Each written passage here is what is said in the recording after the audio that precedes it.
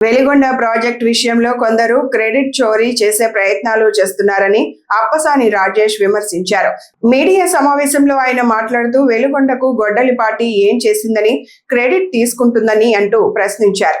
Project అభివృద్ధికి ఎవరు ఏం చేశారో ప్రజలకు తెలుసునని, వాస్తవాలను వక్రీకరించి రాజకీయ లబ్ధి పొందే ప్రయత్నాలు మానుకోవాలని ఆయన అన్నారు. వెలిగొండ ప్రాజెక్టు పూర్తి చేసి రైతులకు సాగునీరు అందించడమే ప్రధాన లక్ష్యమని పేర్కొన్నారు. వెలిగొండ ప్రాజెక్టు నిర్వాసితులకి సుమారుగా 2351 మంది నిర్వాసితులకి ROR ప్యాకేజ్ కింద 300 కోట్ల రూపాయల చెక్కు వాళ్ళకి ఆ పరిహార పంపిణీ నిమిత్తం అందజేసిన సంగతి మనకందరికీ తెలిసిందే. ఇటువంటి నేపథ్యంలో నిన్న చూసాం మనం సాక్షి మీడియాలో జగన్మోహన్ రెడ్డి గారు ఆయన ఏదో వెలిగొండ ప్రాజెక్టుని పూర్తి చేసి జాతికి అంకితం చేస్తే ఈనాడు చంద్రబాబు నాయుడు గారు ఆ క్రెడిట్ చోరీ చేస్తున్నారు అంటూ ఒక బ్యానర్ ఐటమ్ ప్రచురించిన సంగతి చూస్తూ ఉన్నాం. అంటే ప్రతి సందర్భంలో ప్రభుత్వం ఏదైనా ఒక ప్రాజెక్టు కంప్లీట్ చేసి ఆ ఫలాన్ని ప్రజలకు అందించే సందర్భంలో ఈ ప్రాజెక్టుని నేనే పూర్తి చేశా, నా హయాంలోనే ఈ ప్రాజెక్టు పూర్తయిపోయింది, ఈ ప్రాజెక్టు పూర్తయిపోయిన ఫలాన్ని ప్రజలకు అందించింది నేనే, కానీ చంద్రబాబు నాయుడు గారు క్రెడిట్ చోరీ చేస్తున్నారు అని చెప్పని పదే పదే ఈ మధ్యకాలంలో మా యువ నాయకులు, మా జాతీయ వర్కింగ్ ప్రెసిడెంట్ నారా లోకేష్ గారు చెప్తున్నట్టుగా క్రెడిట్ చోరీ డిజార్డర్, ఆ డిజార్డర్తో బాధపడుతున్న జగన్మోహన్ రెడ్డి గారు, వాళ్ళ కుటుంబ యాజమాన్యంలో ఉన్న సాక్షి పత్రిక, వాళ్ళ సోషల్ మీడియా ఏ విధమైన ప్రచారాలకు పాల్పడుతుంది చూస్తూ ఉన్నాం మనం.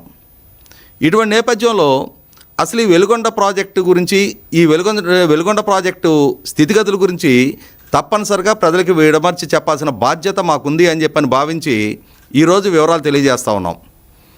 ఉమ్మడి రాష్ట్ర ముఖ్యమంత్రిగా చంద్రబాబు నాయుడు గారు కొనసాగుతున్న సందర్భంలో 1996 మార్చి 26వ తారీఖు రోజు వారి చేతుల మీదుగానే ఈ వెలిగొండ ప్రాజెక్టు శంకుస్థాపన జరిగింది.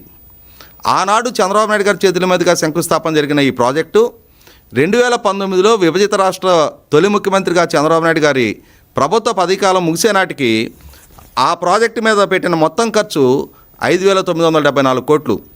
వాస్తవంగా ఈ ప్రాజెక్టు 53 TMCల స్టోరేజ్ కెపాసిటీతో ఈ ప్రాజెక్ట్ కాన్సెప్ట్లైజ్ చేయడం జరిగింది. దాంట్లో 4,30,000 ఎకరాలకి, ఇన్ఫ్యాక్ట్ ఇంకా మాట్లాడుకుంటే 4,34,000 ఎకరాలు సాగునీరు, అలాగే 18 లక్షల మంది ప్రజలకి తాగునీరు అందించగలిగే ఈ బృహత్తర ప్రాజెక్టు ప్రకాశం జిల్లా, ఉమ్మడి ప్రకాశం జిల్లా, ఇప్పటి మార్కాపురం జిల్లా, అలాగే ఉమ్మడి కడప జిల్లా, అలాగే ఉమ్మడి నెల్లూరు జిల్లా మెట్ట ప్రాంత ప్రజల సాగునీటి కష్టాలను తీర్చే ఈ ప్రాజెక్టు నిర్మాణం 3 దశాబ్దాల తర్వాత ఈరోజు తిరిగి మళ్ళీ చంద్రబాబు నాయుడు గారి హయాంలో ఇరిగేషన్ శాఖ మంత్రిగా నిమ్మల రామానాయుడు గారి సారథ్యంలో ఈ ప్రాజెక్టు రాబోయే ఖరీఫ్ నాటికి తొలి దశ నీళ్లు ఇవ్వటానికి ప్రభుత్వ పరంగా సంసిద్ధం అవుతున్న సందర్భంలో ఈ ప్రాజెక్టు ఫలాలు ప్రజలకు అందిన పక్షంలో ఖచ్చితంగా ఆ ప్రాంత ప్రజలలో తనకు మనుగడ లేకుండా పోతుంది అని చెప్పని భావించిన వైసీపీ పార్టీ ఈ విధమైన దుష్ప్రచారాలకు పాల్పడుతుంది అనేది వాస్తవం.